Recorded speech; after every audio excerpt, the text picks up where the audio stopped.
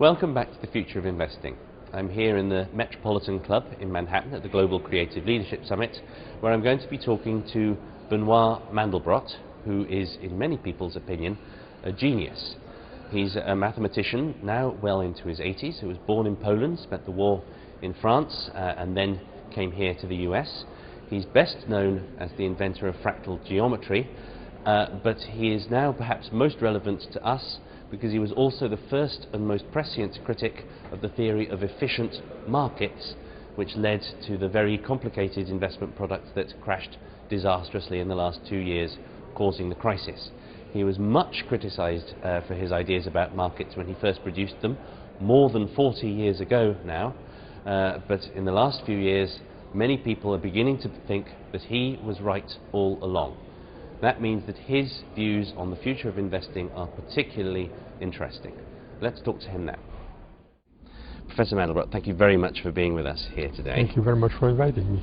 Let's start, if you could explain where the efficient markets hypothesis comes from, where it intellectually started, and what it presupposes. Well, it started precisely in the year 1900, when a man named Bachelier, a French mathematician, presented his PhD dissertation called The Theory of Speculation. It's a remarkable piece of work which has had an enormous influence on theory of probability, enormous influence on what's called Brownian motion.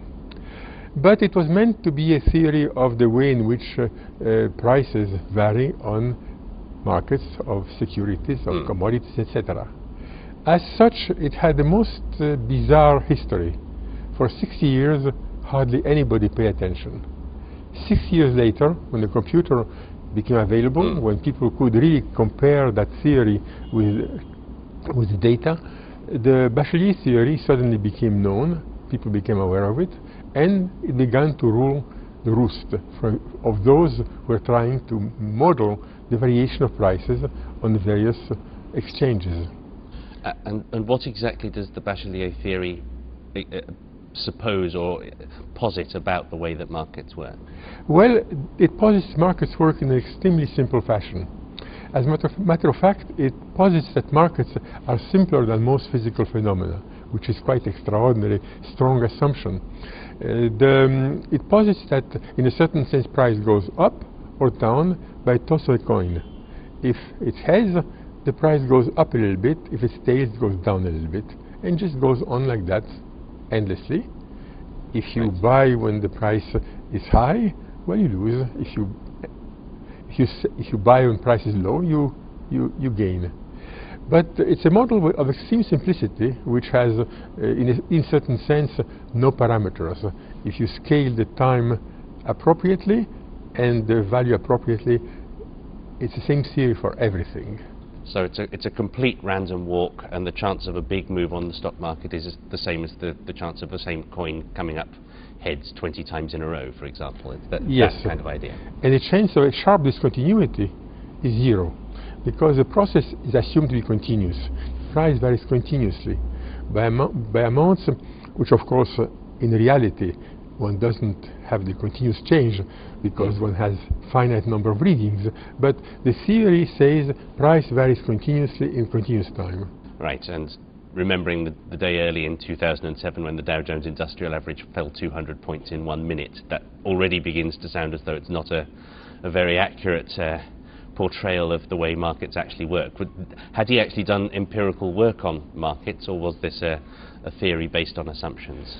Well, Bachelier did not mention any experiments. Rumor is that he had done some experiments, but they are not reported. He has written about it in other papers of his, but one knows very little about him. He is a kind of mystery man in history of mathematics. He was presented PhD, got the doctorate, and disappeared for quite a while, until much later became professor of mathematics in the provinces. One does not know his motivation very well. Now, why do you think he appealed to this generation of financial economists who came along in the 1950s and 1960s and came up with all the ideas that undergirded derivatives and the complicated products that we all got to know about last year? Well, I was present at that time. I was close to that field. The reason was that the computer came, many things could be actually done, tested, data became available, and one was, in a certain sense, was a thirst for existing theories that might help. And here, miracle of miracles, in 1900, a complete theory was discovered, rediscovered in libraries, and one could have already a history. One could pick out of Bachelier all kinds of formulas which answered questions which people were asking themselves. Now, as I understand it, the Bachelier theory implies that returns follow what we all commonly know as the bell curve, that most things will be clustered in the middle and there'll be just a few wider movements at either end of the scale. What did your research tell you once you started taking a look at this, which is what, in the early 1960s, I believe? That the tails in question, which are so completely impossible to draw because they're so thin, just a few events, the tails are extremely long. And that a record one looks at can seem to be just small steps up and down, and then one gigantic step. And the gigantic step itself is very often, in a certain sense, segregated. Market stops trading. Trading stops and then resumes at a different value. The question arises, do you take this big, enormous jump as part of the process, or do you say it's an act of God depending upon different rules? If you say it's an act of God, it fits in Bachelier if you wish, because you have put all the big events under the carpet. But those big events are actually what matters most about markets, aren't they? Absolutely. So what was your alternative idea that you were putting forward 4 decades ago, and why do you think it was not taken more seriously when it came to drawing up the way in which we invest? Well, more than 4 decades ago. Right. It made quite a sensation. It was criticized before it was published, which is a compliment which one doesn't want to have, but which is indicates what happened. My theory was based upon, first of all, an observation, which I made accidentally. I was coming to give a lecture at Harvard, as a matter of fact, and on the board of my host I saw a certain drawing which I was going to use in my lecture. So I asked my host, but how come you have on your blackboard the drawing I'm going to use? He says, I had no idea what you're going to say. But this thing refers to price change and refers to the distribution of one price change and next one, the joint distribution.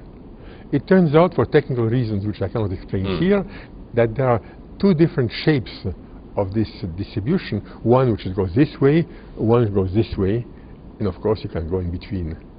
Everybody was assuming it was that way. Right. What I saw on the blackboard was this way.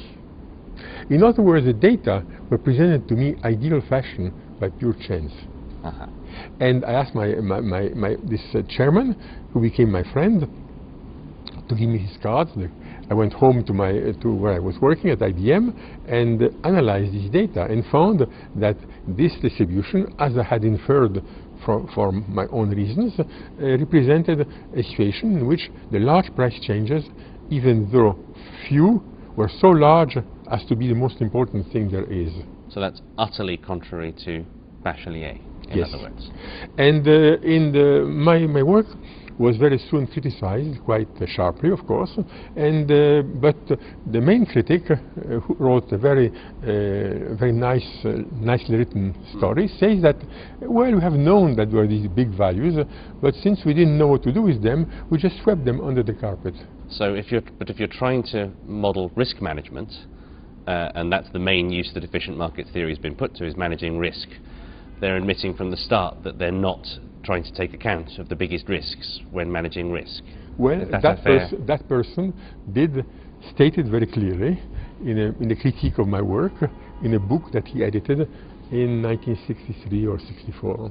And why do you think that the theory became so popular? Is it because it made investing look easier than it was, that it made the world look simpler than it was, or what lies behind it?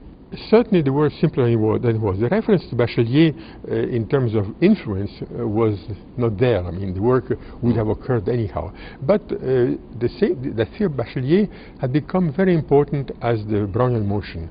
And there were books and books and books about it. Many people knew about it. Therefore, there was a certain capital of knowledge, capital of wisdom, which was available and one could draw upon. And on one hand. On the other hand, my work had one, two references, very obscure, not very close to what we're looking at. In a certain sense, my work promised, well, great amount of work and trouble and effort.